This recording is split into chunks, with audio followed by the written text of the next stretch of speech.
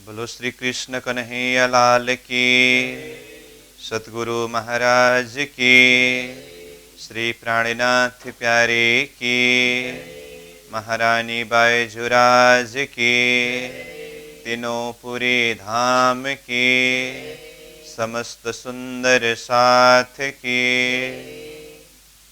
आनंद कंदम प्रभुदेव चंद्रम ब्रजेश रूपेण पुरापि जातं प्रवेश्य प्राप्तं प्रियप्राणनाथं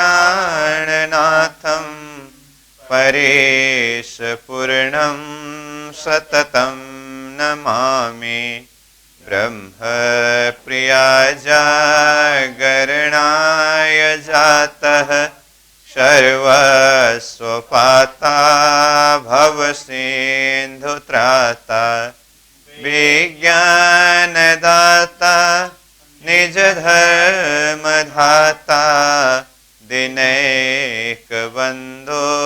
शरणं प्रपद्ये दिनैकबन्धो शरणं प्रपद्ये। बोलो श्री प्राणनाथ प्यारे की प्रणाम। उपस्थित संपूर्ण सुंदर साहसी साधक एवं साधिकाएं, विराट प्रशिक्षण शिविर सत्र का आज हम 66वां दिवस के पावन बैठक में उपस्थित हुए हैं। सर्वप्रथम आप सभी को सप्रेम प्रणाम स्वागत करते हुए आज का विषय वस्तु कक्षा सत्र को हम आगे बढ़ाने जा रहे हैं। हमारा विषय बैराट सनबंदी 14 लोक ब्रह्मांड अंतर्गत 7 पातालों को पार करके मृत्युलोक का प्रसंग, जिसमें कल हमने किताब से अध्ययन शुरू करने से पहले यही ये विराट विज्ञान दर्पण नामक किताब के अंदर मृत्युलोक के संदर्भ में जिन जिन विषयों के ऊपर खुलासा किया है, उसमें मुख्य रूप में एक भौगोलिक हिसाब से देखते समय 14 लोक ब्रह्मांड में से मध्य का लोक मृत्युलोक, यह विराट पुरुष का उदर यानी कि पेट रूप में है। 50 करोड़ योजन लंबा चौड़ा विस्तार वाला है और इसी को ही 7 द्वीप 7 समुद्र, फिर उसके बाद बाहर सोने की भूमि लोकालोक पर्वत, और उसमें किस किस ने कितनी कितनी एरिया लिया है वो 50 करोड़ योजन का हिसाब भी देखा। फिर इन 7 द्वीपों में से मध्य का द्वीप जम्बूद्वीप, जम्बूद्वीप को भी फिर 9 खंड में विभाजन किया है। 9 खंड किस तरह से है इसको भी हमने नक्शा के माध्यम से, और वो 9 खंड कहाँ कहाँ क्या क्या पड़ता है इसको भी देखा। फिर 8 पहाड़ की बात है तो 8 पहाड़ भी कहाँ कहाँ किस तरह से है ये भी देखा। और फिर इसमें से भारतवर्ष, और भारतवर्ष को भी फिर 9 भाग में विभाजन किया है। उसमें से हिंदुस्तान है जहाँ पर वर्तमान हम बैठे हैं। ये भौगोलिक हिसाब से चिंतन किया और साथ में कहा कि ये भारतवर्ष का महत्व का 16 कारण के विषय में ये किताब में वर्णन किया है। फिर यहाँ मृत्युलोक में जो 84 लाख जीव है इस प्रसंग में भी वर्णन किया है। तो इस तरह से ओवरऑल मृत्युलोक के संदर्भ में आने वाले विषयों के ऊपर हमने कल कुछ चर्चा किया और उसी विषय को आज हम किताब के माध्यम से अध्ययन करेंगे। तो कल का जो भी विषय वस्तु है और जो भी नक्शा के माध्यम से जो दिल दिमाग में सेट किया है, अब उसी के हिसाब से हम आगे बढ़ रहे हैं। तो ये विराट विज्ञान दर्पण में पेज नंबर 25 में हम पहुँचे हैं और 7 पाताल का प्रसंग पूरा होने के बाद अब मृत्युलोक का प्रसंग शुरू करते हैं। तो देखिए किताब में 7 पाताल लोकों से ऊपर मृत्युलोक अर्थात भूरलोक। तो मृत्युलोक को 2 नाम से यहाँ पर बताया है, मृत्युलोक भी कहा और उसी को भूरलोक भी कहते हैं। तो अब इसका वर्णन प्रारंभ होता है। यह लोक विराट पुरुष का उदर पेट है। जिस प्रकार हमारे पेट द्वारा शरीर के सर्वांग का पालन पोषण होता है, उसी प्रकार इस लोक के द्वारा विराट के सर्वांग अन्य 13 लोकों का पोषण होता है। विराट के सब अंगों में से यही अंग यानी मृत्युलोक सर्वोत्तम तथा अति उपयोगी है। बड़े बड़े देवताओं को भी यह लोक अत्यंत दुर्लभ है। वे यहाँ के वास्तविक गौरव को देखकर स्वर्गादि समस्त अपवर्ग मोक्ष पदों के सुखों को तुच्छ मानते हुए यहाँ के मनुष्यों को धन्यवाद देते धन्य धन्य कहते हैं। यह विराट का उदर रूप मृत्युलोक 8 पर्वतों से मर्यादित 50 करोड़ योजन विस्तार वाला है। तो इस तरह से मृत्युलोक के प्रसंग में इसकी विशेषता का वर्णन चल रहा है। तो कर्म भूमि की बात हुई और स्वर्ग आदि लोकों में बैठने वाले बड़े बड़े शक्ति भी ये मृत्युलोक अथवा यहाँ के जो भारतवर्ष के मनुष्य जीवन की प्रशंसा को गाते हैं करके कहा। ये सारी बात तो किताब के शब्दों को पढ़ करके हम उसी हिसाब से चिंतन कर सकते, याद कर सकते हैं, उसको ज़्यादा व्याख्या करने की कोई ज़रूरत नहीं है। फिर भी बीच बीच के कोई प्रसंग उसको फिर से चिंतन करने के लिए हम विशेष रूप से चर्चा करेंगे। तो जैसे यहाँ पर आया, यह जो विराट पुरुष का उदर यानी कि पेट है कहा, और मृत्युलोक 8 पर्वतों से मर्यादित है करके कहा। तो ये 8 पर्वत के संदर्भ में कल हमने जम्बूद्वीप के अंदर ही जो 8 पर्वत और उसका नाम क्या क्या है इस विषय में देखा है। तो उस नोट के हिसाब से भी और जो आपके दिल दिमाग में बैठा है उस हिसाब से इसको चिंतन कर सकते हैं। यहाँ पर मर्यादित शब्द जो प्रयोग हुआ है ये मृत्युलोक का पहचान देने वाला है। मर्यादित शब्द को कल भी मैंने कहा था, जो आज किताब में आते समय अभी भी बोल रहा हूँ, परिचय देने वाला है, इस तरह से समझना होगा। और 50 करोड़ योजन विस्तार वाला करके कहा। तो 50 करोड़ के संदर्भ में अब एक एक द्वीप ने, एक एक समुद्र ने कितनी कितनी एरिया लिया है वो हमने कल 50 करोड़ का हिसाब किया है। तो यहाँ 50 करोड़ शब्द आया, तो नीचे चौपाई के माध्यम से भी इस विषय में खुलासा किया है। तो नीचे देखिए, विराट पुरुष के उदर रूप मृत्युलोक 50 करोड़ योजन विस्तार वाला है। जैसे तबक 14 इंड में जिमी जोजन कोट 50, पहाड़ कुली 8 जोजन लाख 64 बास।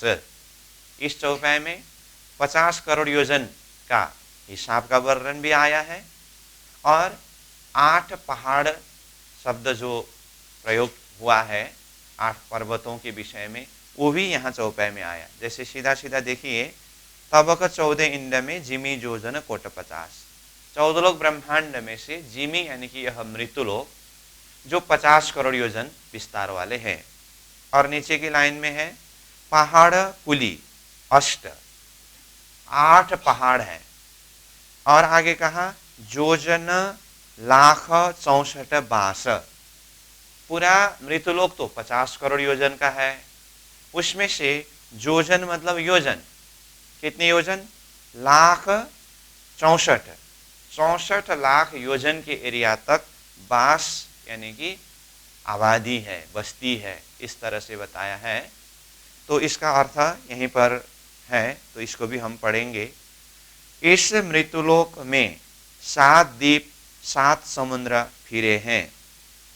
इनकी मर्यादा निम्नोक्त बड़े बड़े 8 पर्वतों ने बांधी है, जैसे नील, श्वेत, श्रृंगवान, निषद, हेमकूट, हिमालय, गंधमादन और माल्यवान। ये 8 पर्वतों के नाम हुए। पुनः 7 द्वीपों में अंतिम पुष्कर द्वीप की चौड़ाई 64 लाख योजन है।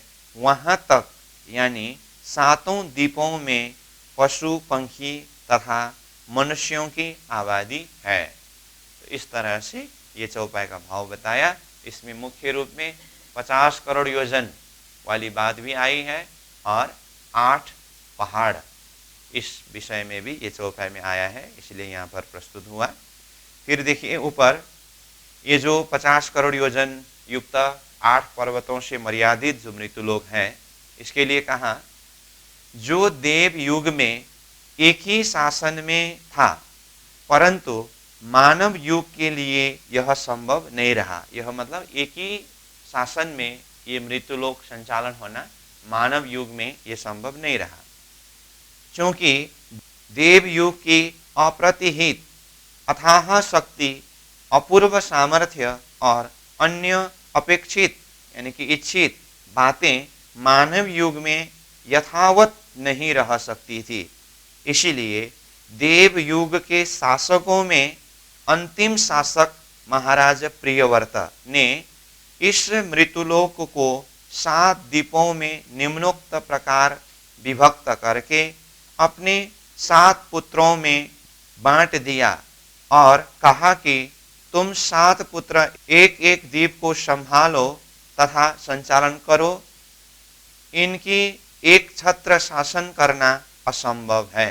तो इस तरह से राजा प्रियव्रत ने अंतिम राज्य एक ही शासन में किया।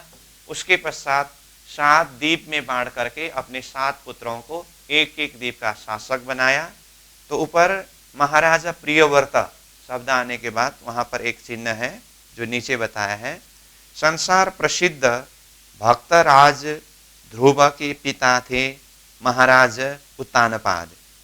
उनके सहोदर भाई महाराज प्रियव्रत है करके प्रियव्रत के विषय में भी यहाँ पर थोड़ा सा जानकारी अथवा परिचय दिया। तो इस तरह से राजा प्रियव्रत ने मृत्युलोक को 7 द्वीप में विभाजन किया और अपने 7 पुत्र को एक एक द्वीप का राजा बनाया।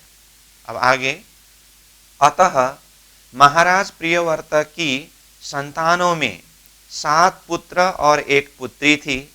7 पुत्रों को तो उन्होंने 7 द्वीपों में से एक एक द्वीप का अधिपति बना दिया। एकमात्र पुत्री ऊर्जस्वती की शादी भृगुपुत्र दैत्यों यानी कि राक्षसों के गुरु शुक्राचार्य के साथ कर दी। अतः 7 द्वीपों में से, इस तरह से अब 7 द्वीप में विभाजन किया। तो 7 द्वीप का नाम क्या क्या है और एक एक द्वीप की जो विशेषता क्या क्या है वो यहाँ पर शुरू कर रहे हैं। 7 द्वीप में से 1 नंबर में जम्बूद्वीप। तो ये नक्शा के हिसाब से हमने कल भी चिंतन किया है। फिर भी एक बार नक्शा को देखिए इधर।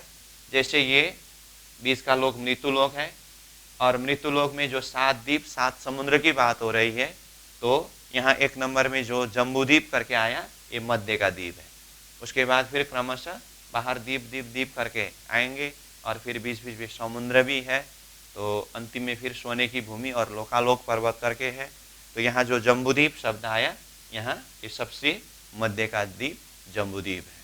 ठीक है, अब उसको भी फिर 9 खंड करके उसमें क्या क्या है, और यहाँ बीच में इलाहाबाद खंड में सुमेरु पर्वत है। ये बाद में जम्बूद्वीप को 9 खंड करते समय वो वर्णन आएगा, लेकिन अभी सीधा सीधा 7 द्वीप का परिचय देने जा रहे हैं। इसीलिए पहला नंबर जम्बूद्वीप। तो इसको देखें, जम्बूद्वीप, यह द्वीप अन्य द्वीपों से महत्वपूर्ण सबसे छोटा और मध्य का द्वीप है। अब सबसे छोटा कहा तो इसमें हमने कल 50 करोड़ योजन का हिसाब करते समय कैसे हिसाब किया है।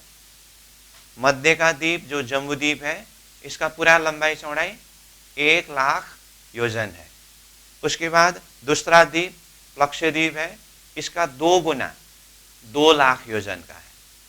और एक तरफ से 2 लाख है, परंतु दोनों तरफ से इसका एरिया देखेंगे तो 4 लाख का हिसाब होता है। ठीक है, इसी तरह से फिर तीसरा द्वीप जो है सालमलिक द्वीप, वो एक तरफ 2 का 2 गुना 4 लाख योजन है, और दोनों तरफ से देखेंगे तो उसमें 8 लाख योजन का हिसाब होता है। इस तरह से 2-2 गुना बढ़ता गया है। इसलिए ये जो जम्बूद्वीप है सबसे मध्य का द्वीप है और सबसे छोटा द्वीप है। ठीक है, इस द्वीप में एक अति बड़ा जामुन का वृक्ष था। उसी वृक्ष की विशेषता के कारण द्वीप का नाम ही जम्बूद्वीप पड़ा। इस द्वीप के शासक अधिपति प्रियव्रत पुत्र महाराज अग्निंद्र थे। तो ये जम्बूद्वीप का राजा महाराजा अग्निंद्र है जो प्रियव्रत पुत्र है। ठीक, इस तरह से जम्बूद्वीप के विषय में कहा। अब दूसरा द्वीप है प्लक्षद्वीप। तो प्लक्षद्वीप को देखें, सुवर्णमय पाकर वृक्ष के कारण ही इस द्वीप का नाम प्लक्षद्वीप पड़ा। इस द्वीप में 7 जीवाओं वाले अग्निदेव रहते हैं। इस द्वीप के संचालक अधिपति राजा प्रियव्रत पुत्र महाराज इग्मजीवा थे। इस तरह से प्लक्षद्वीप के विषय में कहा। अब तीसरे नंबर में है शाल्मली द्वीप। इस द्वीप में एक बड़ा भारी सेमर का झाड़ है। इस झाड़ में पंखीराज गरुड़ निवास करते हैं। इस द्वीप के अधिपति संचालक प्रियव्रत पुत्र महाराज यज्ञवाहु थे। 4 नंबर में कुशद्वीप। इस द्वीप में भगवान विष्णु द्वारा रचा हुआ एक विशाल कुश नामक झाड़ है। यह वृक्ष अग्नि की शिखाओं की तरह प्रज्वलित है। इसके कारण द्वीप की संज्ञा भी कुशद्वीप हुई।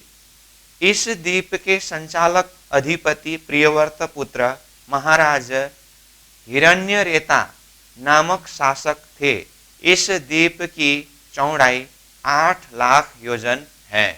तो देखिए, ये चौथा द्वीप में आकर के इसका चौड़ाई 8 लाख योजन करके बताया। जम्बूद्वीप में जो हमने 1 लाख योजन करके कहा, प्लक्षद्वीप में उसका 2 गुना 2 लाख योजन करके कहा।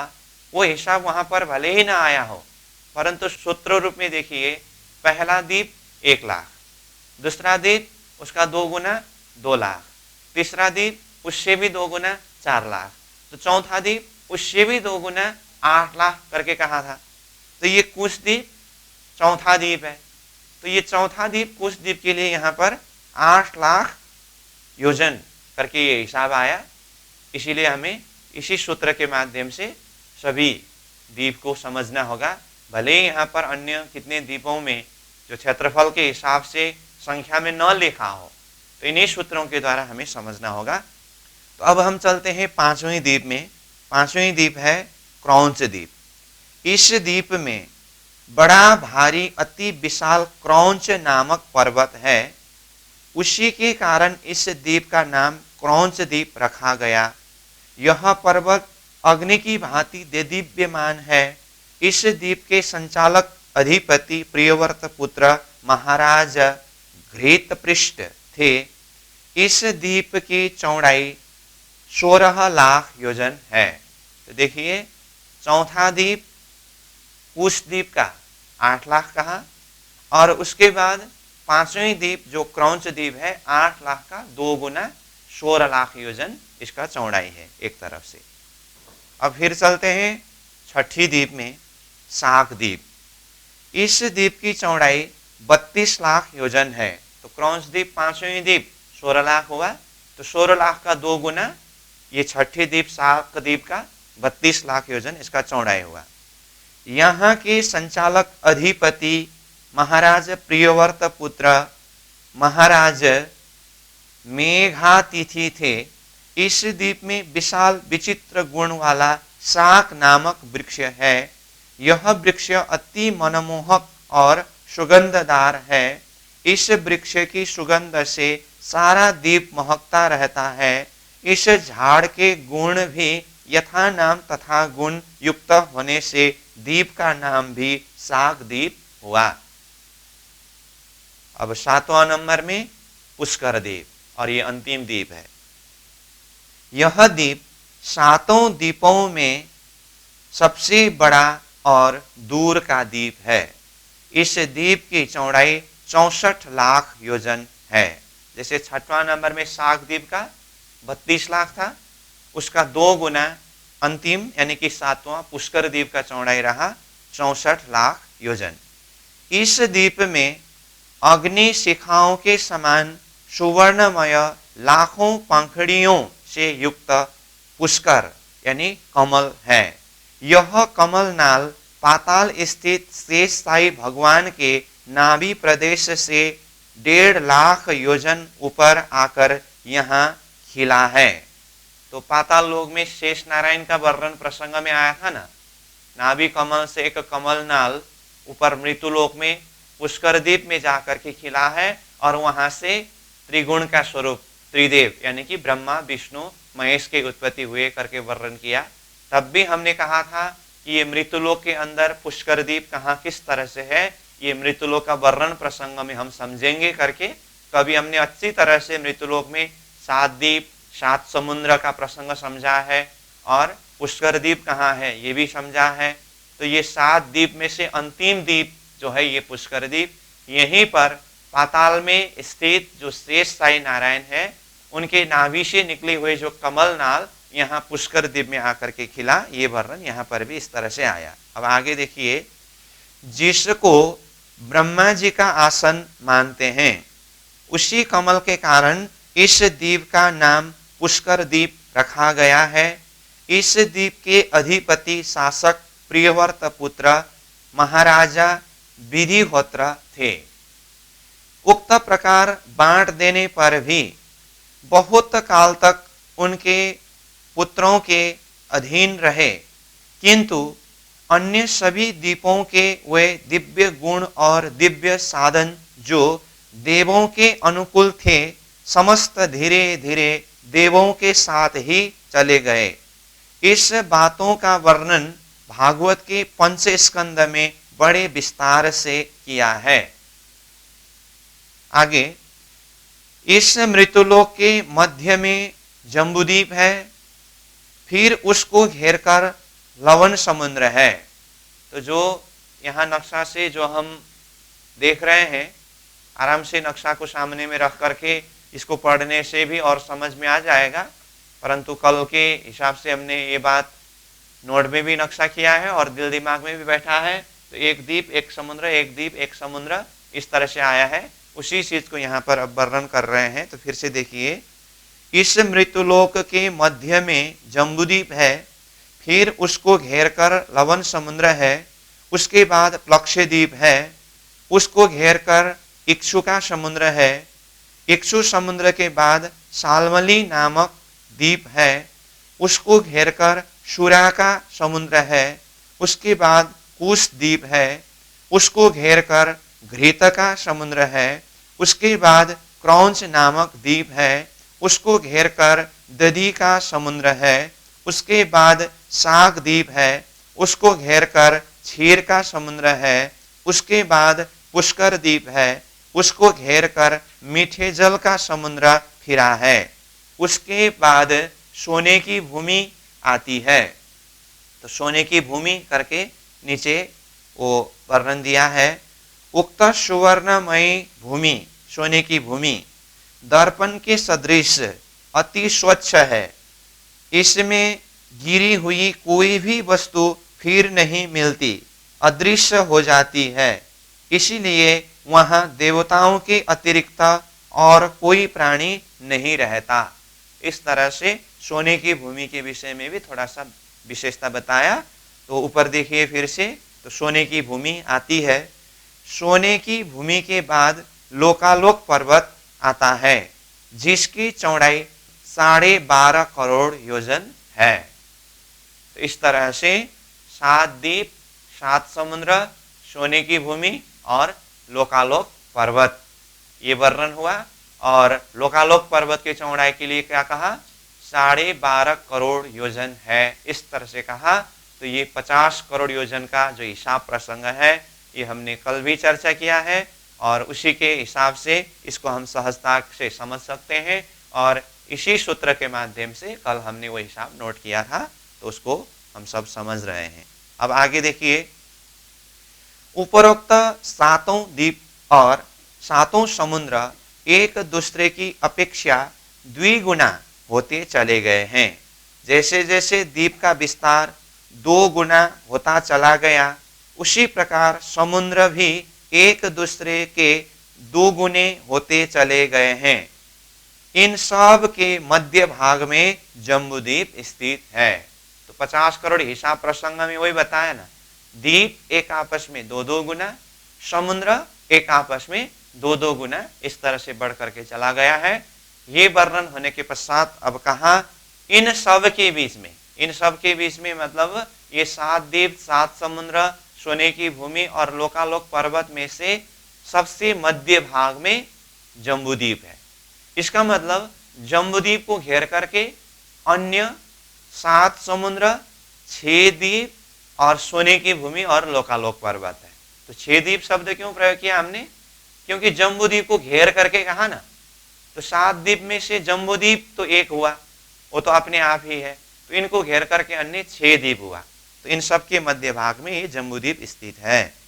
अब आगे, जम्बूद्वीप को घेर कर 7 समुद्र, 6 द्वीप आए हैं, जो बात यहीं पर लिखे हैं।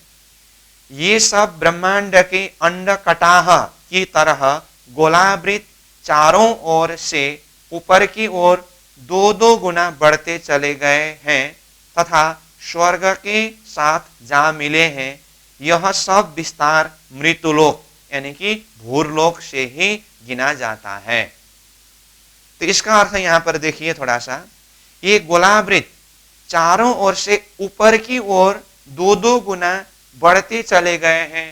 तो ऊपर की ओर शब्द आया, उसके लिए इधर देखिए, जैसे ये समतल भाग है, तो ये मृत्युलोक का वर्णन में जो 7 समुद्र, 7 द्वीप की बात तो आई, परंतु इसमें ऐसा नहीं है कि बिल्कुल ही ये समतल ही हो, ऐसा नहीं।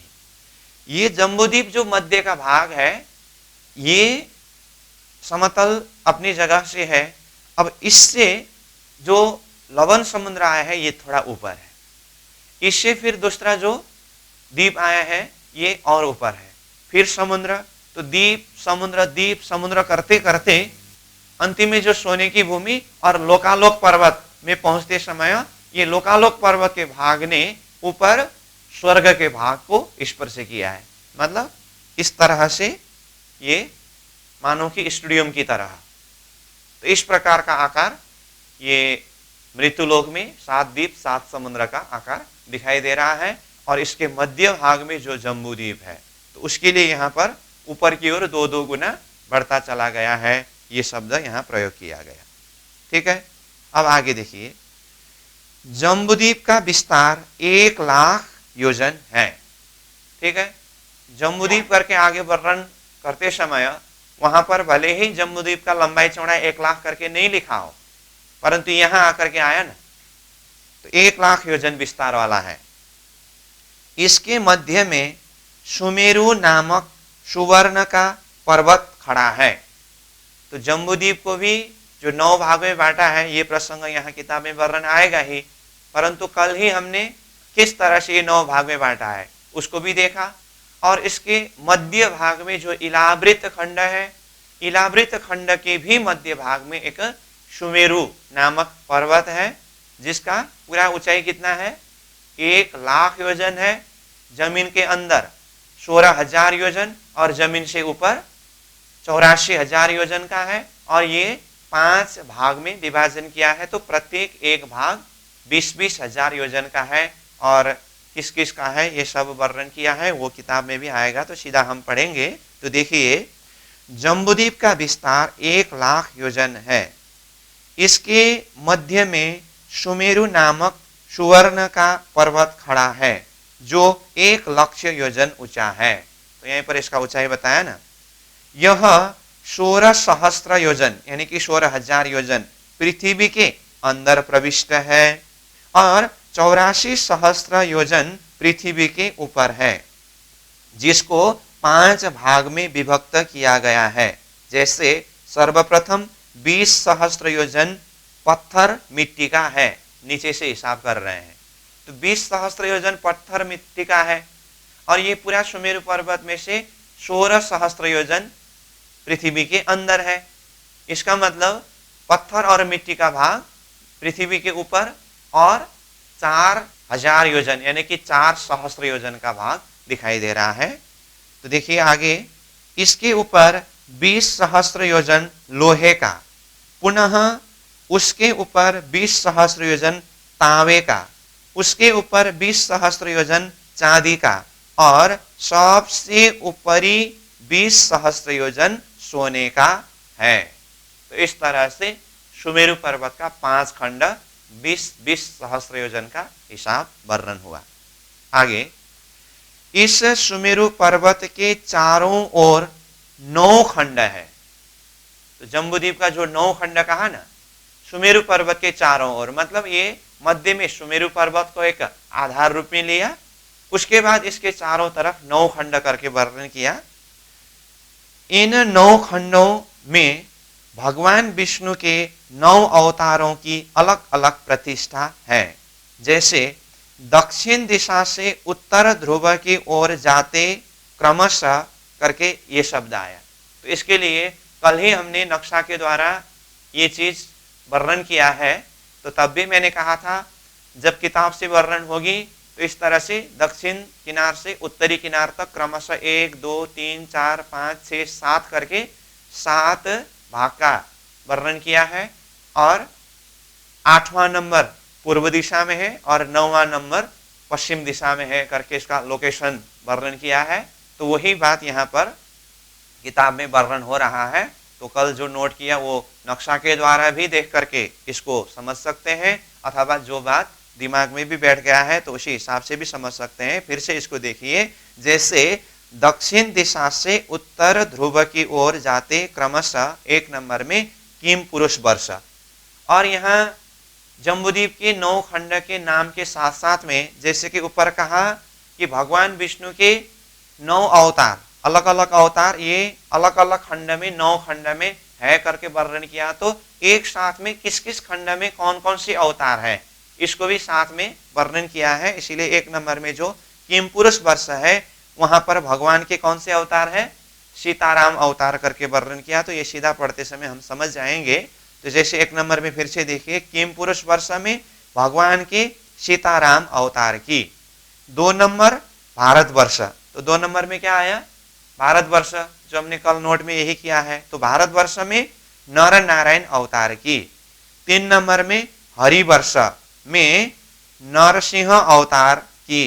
4 नंबर में इलावृत खंड में शिव पार्वती की करके कहा। तो ये इलावृत खंड ही जम्बूद्वीप का सबसे मध्य का भाग है, और इलावृत खंड के लिए नीचे थोड़ा सा नोट दिया है तो हम उसको पढ़ेंगे।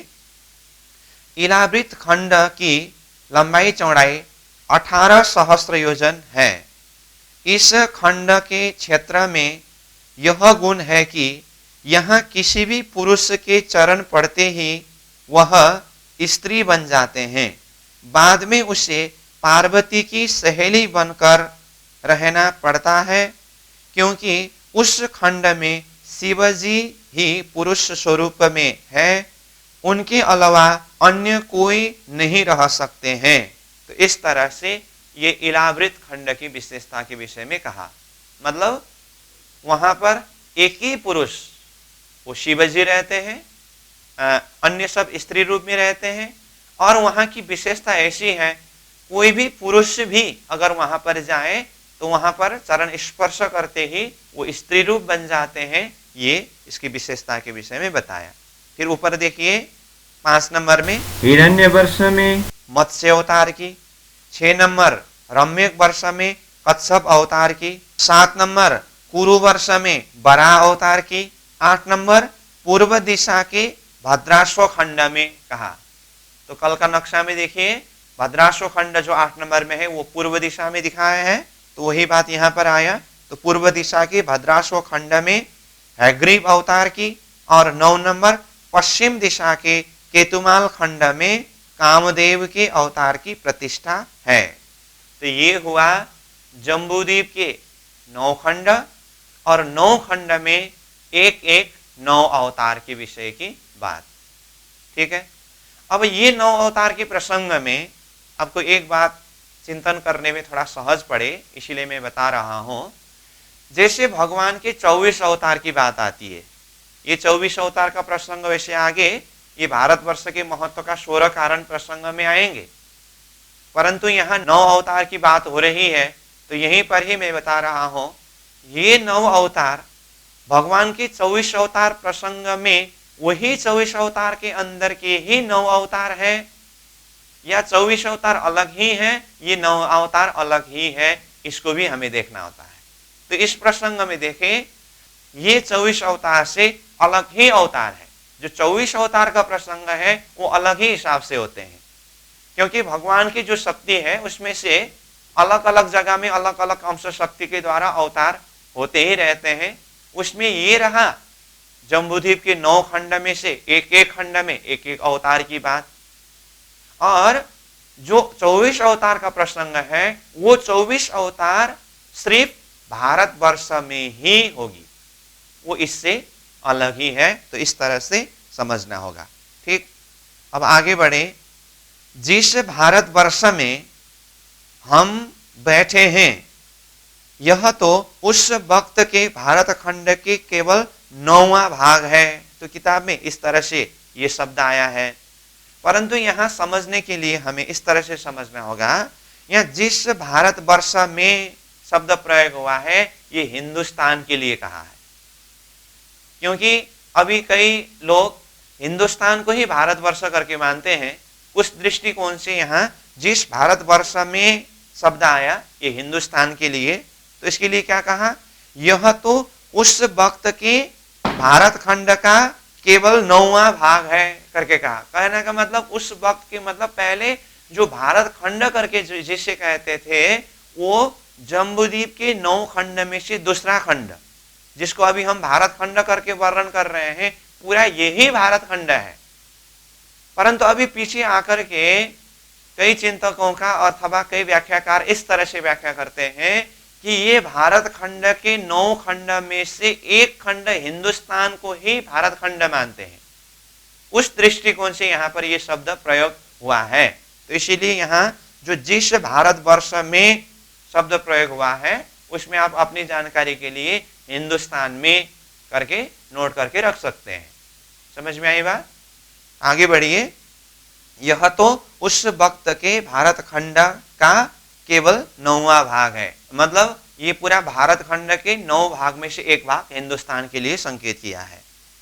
और प्रत्येक खंड की मर्यादा महान पर्वतों नदियों से बांधी है। जम्बूद्वीप के अंतर्गत 9 खंड लिखे जा चुके हैं।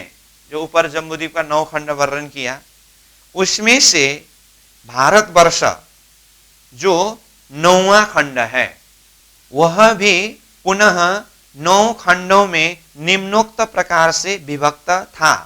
तो वह भी मतलब जम्बूद्वीप के 9 खंड में से एक खंड भारतवर्ष, वो भारतवर्ष भी अब 9 खंड में निम्नोक्त प्रकार से विभक्त था करके कहा। तो अब आगे जो नाम आ रहा है ये भारतवर्ष को भी 9 भाग में बांटते समय वो 9 भाग का नाम यहाँ बता रहे हैं। तो देखिए ये भारतवर्ष का 9 खंड, 1 नंबर में इंद्रद्वीप, 2 नंबर में कशेरुमान, 3 नंबर में ताम्रवर्ण, 4 नंबर में गबस्तिमान, 5 नंबर में नागद्वीप, 6 नंबर में सौम्यद्वीप, 7 नंबर में गांधर्वद्वीप, 8 नंबर में वारुण और 9 नंबर में हिंदुस्तान।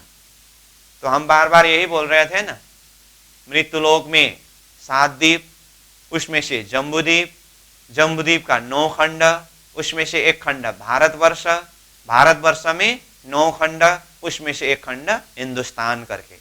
ठीक, अभी जो नाम आया ये भारतवर्ष का 9 खंड का नाम है और उसमें से हिंदुस्तान जहां पर हम बैठे हैं।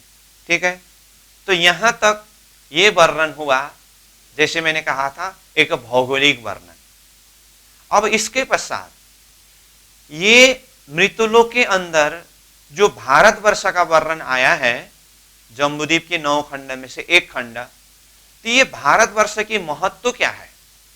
जैसे हमने पहले से कहा है कि भारतवर्ष के महत्व के संदर्भ में यहाँ पर 16 पॉइंट में कारण बताया है करके, तो वो प्रसंग अब आ रहा है। तो देखिए, अतः त्रिलोकीनाथ भगवान विष्णु ने तीनों क्या क्या है, पाताल, स्वर्ग और मृत्युलोक करके यहीं पर लिखा है। तो तीनों लोकों में, मृत्युलोक और मृत्युलोक में जम्बूद्वीप एवं जम्बूद्वीप में भी भारतवर्ष को उत्तरोत्तर विशेष महत्वपूर्ण तीर्थ बनाया है। इस भारतवर्ष को अधिकाधिक महत्वपूर्ण गौरव प्रदान होने के मुख्यतः कुल 16 कारण है। इस भारतवर्ष को अधिकाधिक महत्वपूर्ण गौरव प्राप्त होने के मुख्यतः कुल 16 कारण है। तो इस तरह से अब ये भारतवर्ष के महत्व के विषय में यहाँ पर बता रहे हैं। अब 16 कारण में से जैसे 1 नंबर में भारतवर्ष कर्मभूमि होने के कारण इसका गौरव सबसे अधिक है। वैसे पहले मृत्युलोक को कर्मभूमि कहा, तो 14 लोक के हिसाब से देखते समय मृत्युलोक ही कर्मभूमि है। अब मृत्युलोक के भी अंदर बारीकी से वर्णन करते समय ये भारतवर्ष ही कर्मभूमि है और अन्य भोग्य भूमि है। तो अन्य भोग्य भूमि में मृत्युलोक के अलावा अन्य 13 लोक भोग्य भूमि तो है, परंतु आगे यहीं पर किताब में वर्णन किया है मृत्युलोक के अंदर भी जो अन्य द्वीप जो है वो भोग्य भूमि ही है।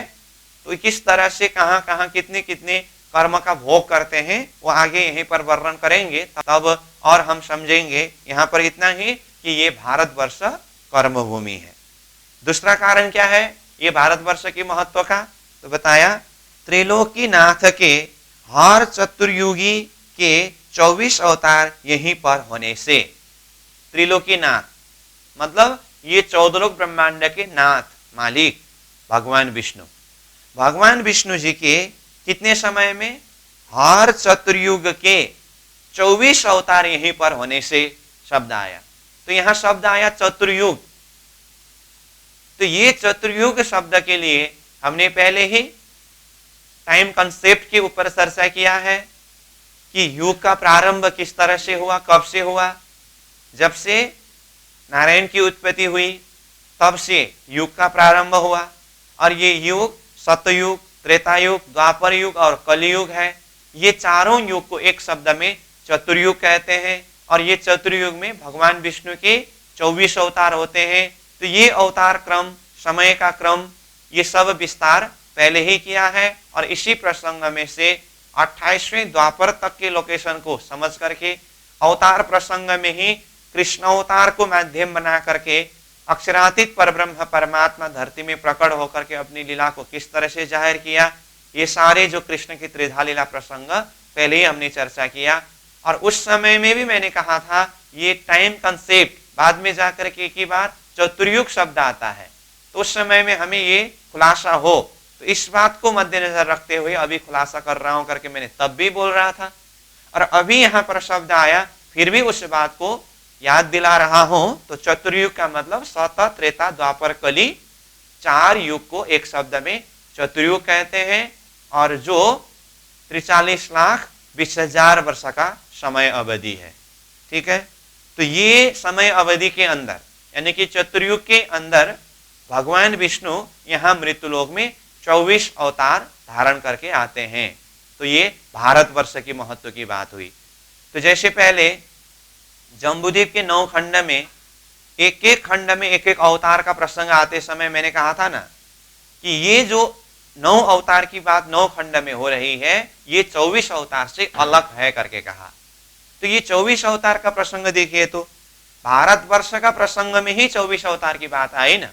तो यहां से भी और हम क्लियर हो सकते हैं कि जम्बूद्वीप के 9 खंड में जो 9 अवतार की बात है ये भगवान के अलग ही अवतार प्रसंग है और जो चतुर्युग के अंदर जो 24 अवतार की बात है ये अलग ही अवतार की बात है। तो इस तरह से इसको भी हम और समझ सकते हैं। अब हम चलते हैं तीसरे कारण में। 3 नंबर में है संसार प्रसिद्ध 88,000 ऋषि महर्षि हुए, वे भी यहीं पर हुए। तो देखिए ऋषि महर्षियों के विषय में जो 88,000 ऋषि महर्षि कहे गए हैं जो संसार प्रसिद्ध है वो यहीं पर मतलब यही भारतवर्ष में हुए, इसीलिए भी ये भारतवर्ष का महत्व है। 4 नंबर में लोक प्रख्यात बड़े बड़े भक्त ध्रुव, प्रहलाद तथा नारद भी यहीं आए। तो ध्रुव, प्रहलाद, नारद जी के विषय में तो हम श्रीमद् भागवत के माध्यम से श्रवण करते हैं और हमें पता है ऐसे लोक प्रसिद्ध भक्त भी यही भारतवर्ष में आने से ये भारतवर्ष का महत्व हुआ। आगे 5 नंबर में है, इसी खंड में स्वर्ग के से सुखों को देने वाले तथा मानसिक विचारों को पवित्र करने वाले 3.5 करोड़ तीर्थ स्थान होने से, इस तरह से बताया। तो तीर्थ स्थान के लिए नीचे श्लोक में बताया है, सार्ध त्रिकोटि तीर्थेषु स्नान पुण्य प्रभावतः प्रादुर्भूतो मनसि में विचार स्वयमे दृशा।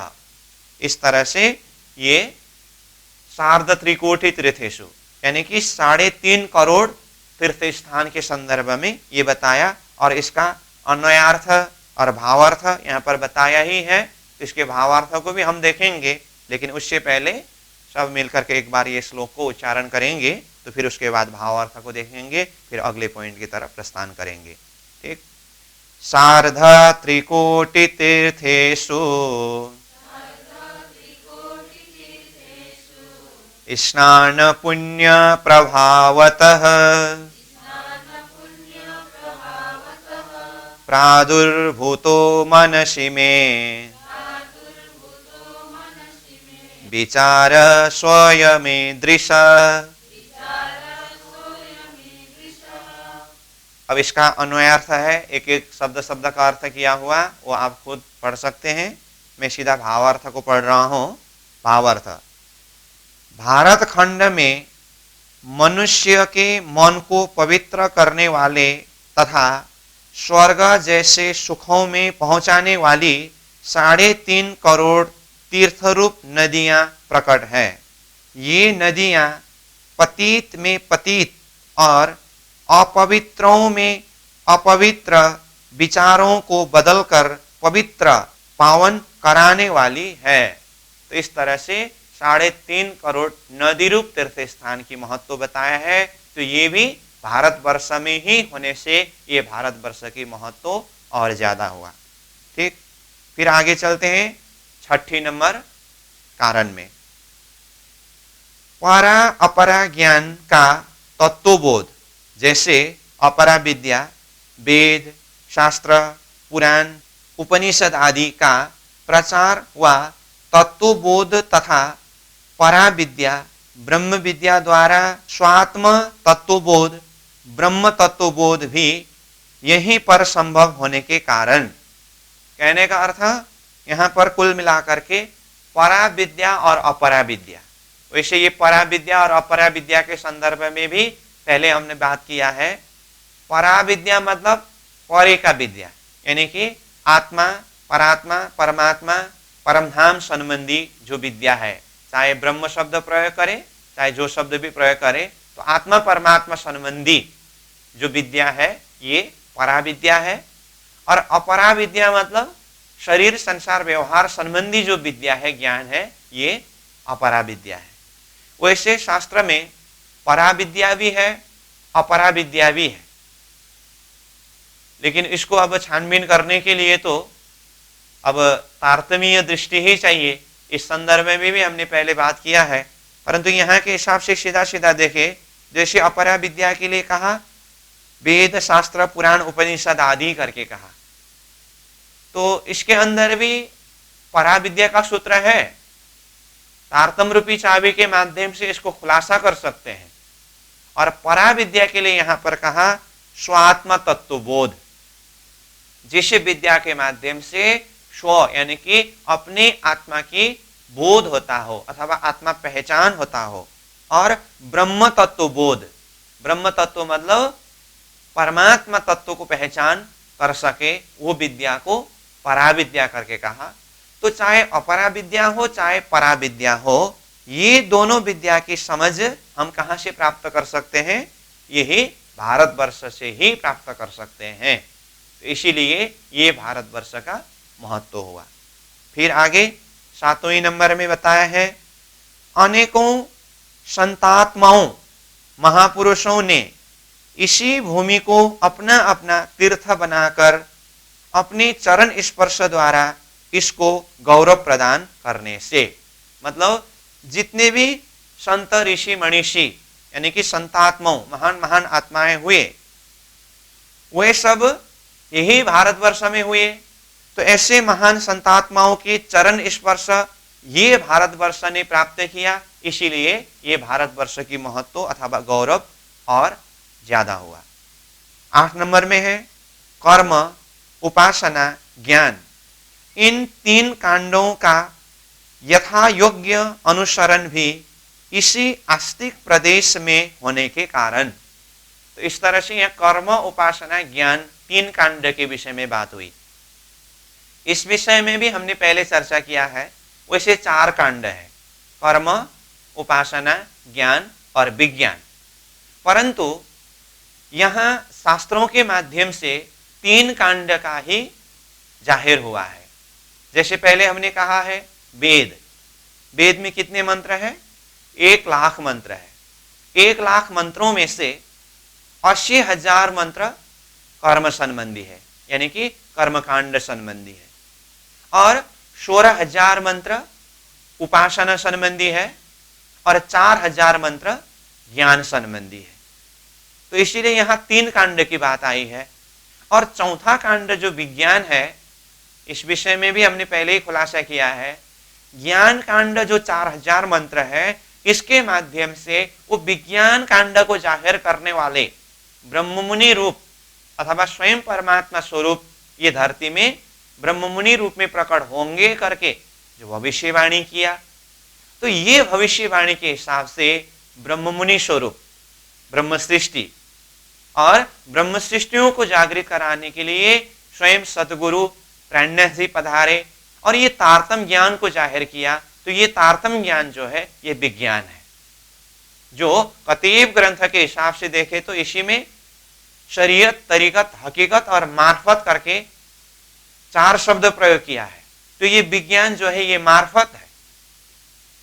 तो जो ये ग्रंथ प्रवेश के प्रसंग में जो प्रार्थना अथवा मंगलाचरण जो आनंद कंदम प्रभुदेव चंद्रम है, इसके अंदर भी हमने यही बात को समझा है कि परमधाम के श्रीराज जी महाराज के आनंद शक्ति श्यामा जी महारानी जो ये तीसरे ब्रह्मांड जागने के ब्रह्मांड में सदगुरु श्री देवचंद्र जी महाराज स्वरूप में पधारे, जो ब्रजमंडल के मालिक के रूप में पहले भी आए थे और सदगुरु स्वरूप के द्वारा फिर बाद में जाकर के इंद्रावती आत्मा के हृदय के अंदर प्रवेश होकर के महामती प्राणनाथ जी स्वरूप में प्रसिद्ध हुए। तो ये सब होने का कारण क्या था करके कहा तो ब्रह्म प्रिया जागरणाय जात, तो ब्रह्म प्रियाओं को जागृत कराने के लिए, और ये स्वरूप ही ब्रह्म प्रियाओं के लिए सर्वस्व पाता, सब कुछ प्राप्त कराने वाले हैं, भव सिंधु त्राता, भव सागर से पार लगाने वाले हैं। तो वहां पर आया विज्ञान दाता, तो विज्ञान प्रदान करने वाले।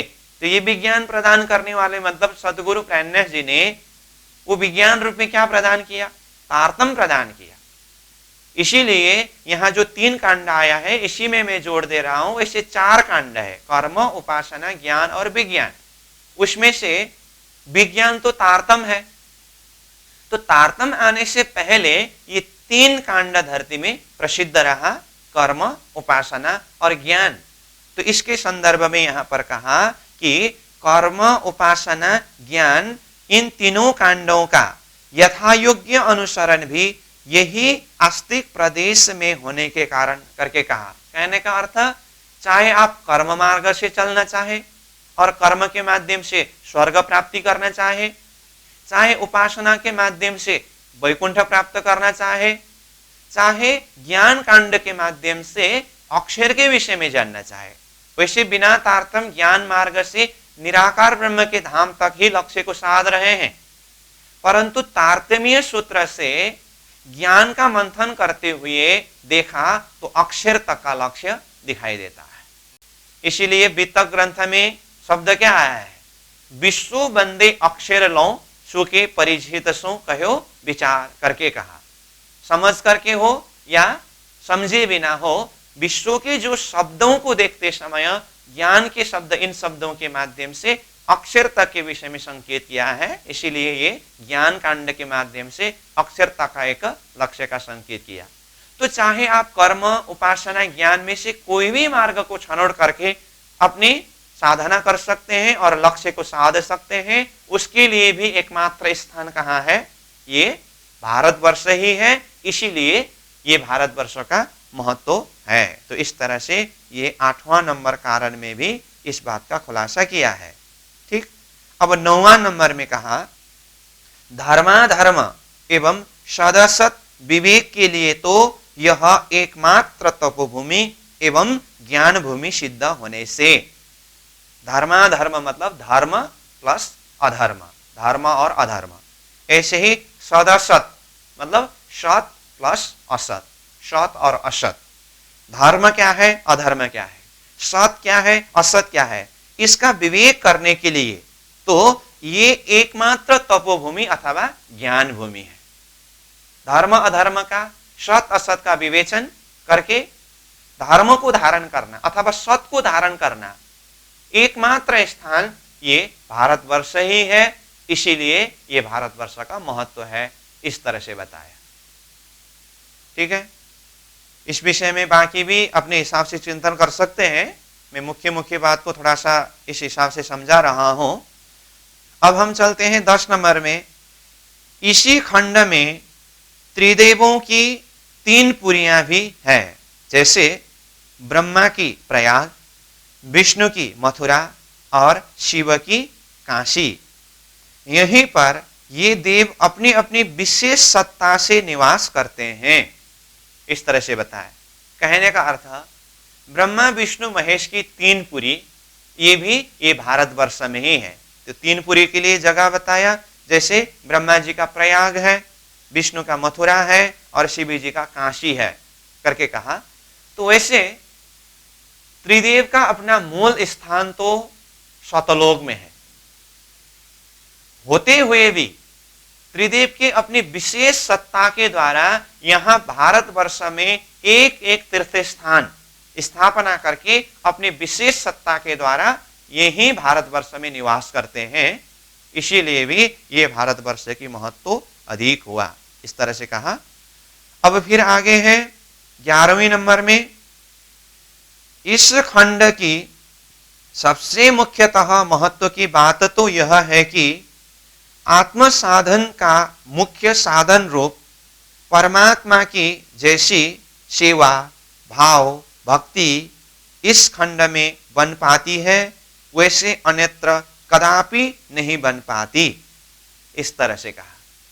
कहने का अर्थ परमात्मा प्राप्ति के लिए जो सेवा है और भाव है और भक्ति है वो सिर्फ कहां से संभव है, ये भारतवर्ष से ही संभव है।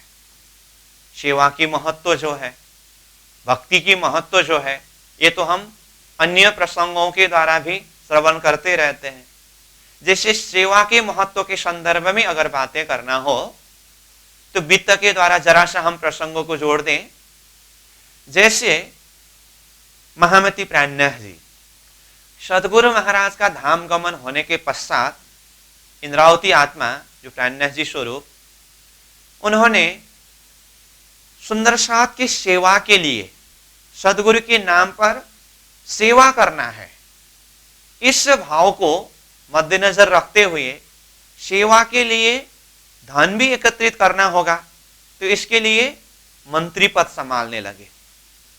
तो अपने मेहनत के द्वारा, परिश्रम के द्वारा उन्होंने काफी लौकिक धन को भी एकत्रित किया और ये धन एकत्रित करते हुए सुंदर साथ की सेवा करने की भावना के विषय में जो भाव को व्यक्त किया है, जो वित्त का रचयिता स्वामी श्री लालदास जी महाराज ने इस भाव के ऊपर खुलासा करते हुए क्या कहा है कि स्वयं इंद्रावती के भाव भी यह रही है कि ये सेवा का लाभ लेने का मौका ये माया में ही संभव है, यानी कि ये खेल के बीच में ही संभव है।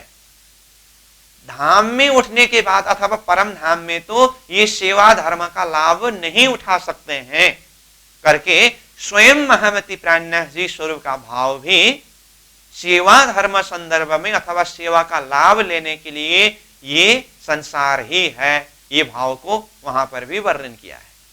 इसीलिए ये सेवा के संदर्भ में सुंदर साथ की सेवा करने की बात हुई और सेवा के भी दर्जा है करके ये सेवा के दर्जा के संदर्भ में बातें करते करते अंतिम में प्राणनाथ जी ने यहां तक बात किया है, सेवानी सेवा दाखों सार, सेवा में भी मैं वो सार सेवा को प्रकट करता हूं, जाहिर करता हूं, अथवा वो सार सेवा करता हूं।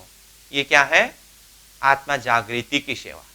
ज्ञान चर्चा के माध्यम से सामने वाला आत्मा को अज्ञान रूपी निद्रा से जागृत करा करके स्वात्मा पहचान और परमात्मा पहचान कराना, ये सेवा का भी सार सेवा है। इस तरह से सेवा के संदर्भ में बताया है। और वाणी के अंदर हो, शास्त्र के अंदर हो, महापुरुषों के शब्दों के अंदर हो, सेवा धर्म के विषय में बहुत ही ज्यादा महत्व गाया है। इस विषय में हम जानते ही हैं। तो ये सेवा धर्म जो है ये सिर्फ भारतवर्ष में ही संभव है। और दूसरी बात यहां पर क्या कहा? भाव और भक्ति के विषय की बात आई। तो ये भक्ति जो है परमात्मा प्राप्ति का साधन है। भक्ति के माध्यम से ही परमात्मा को प्राप्त कर सकते हैं। तो ऐसे परमात्मा प्राप्ति के साधन रूप भक्ति भी ये भारतवर्ष में ही संभव है। इसीलिए ये भारतवर्ष का महत्व है। तो इस बात को खुलासा करते हुए यहाँ पर कहा है कि जैसे कि सेवा भाव भक्ति इसी खंड में बन पाती है, वैसे अन्यत्र कदापि नहीं बन पाती करके ये महत्व भी यहाँ पर बताया है। ठीक है, इस तरह से ये 11 नंबर तक भारतवर्ष की महत्व का कारण हुआ। अब फिर 12 नंबर से और महत्वपूर्ण कारण यहाँ पर आगे प्रस्तुत किया है। और ये थोड़ा और लंबी विषय है, तो समय को भी देखते हुए आज मैं ये भारतवर्ष के महत्व के कारण प्रसंग में 11 नंबर तक के कारण प्रसंग में ही विश्राम करता हूँ। तो आज हमने यहाँ जो कल एक लेक्चर के माध्यम से यहीं पर आने वाले शब्दावली के हिसाब से जो तैयारी किया था, उसी हिसाब से मृत्युलोक के संदर्भ में 7 द्वीप 7 समुद्र किस तरह से है, उसमें से फिर जम्बूद्वीप के अंदर 9 खंड किस तरह से है, और उसमें से भारत खंड में फिर 9 खंड किस तरह से है, वो हिंदुस्तान, ये सब एक भौगोलिक हिसाब से अध्ययन किया। फिर इन सब में से भारतवर्ष का महत्व है। तो भारतवर्ष का महत्व में कुल 16 कारण यहाँ पर बताया है। उसमें से 11 कारण तक का प्रसंग हमने अध्ययन किया, और 12 नंबर से आगे का जो कारण प्रसंग और अन्य भी जो प्रसंग है वो हम कल अध्ययन करेंगे। तो आज के लिए मैं प्रसंग को यहीं पर विश्राम देता हूँ। पूर्णमदः पूर्णमिदं पूर्णात् पूर्णमुदच्यते पूर्णस्य पूर्णमादाय पूर्णमेवावशिष्यते। प्रणाम।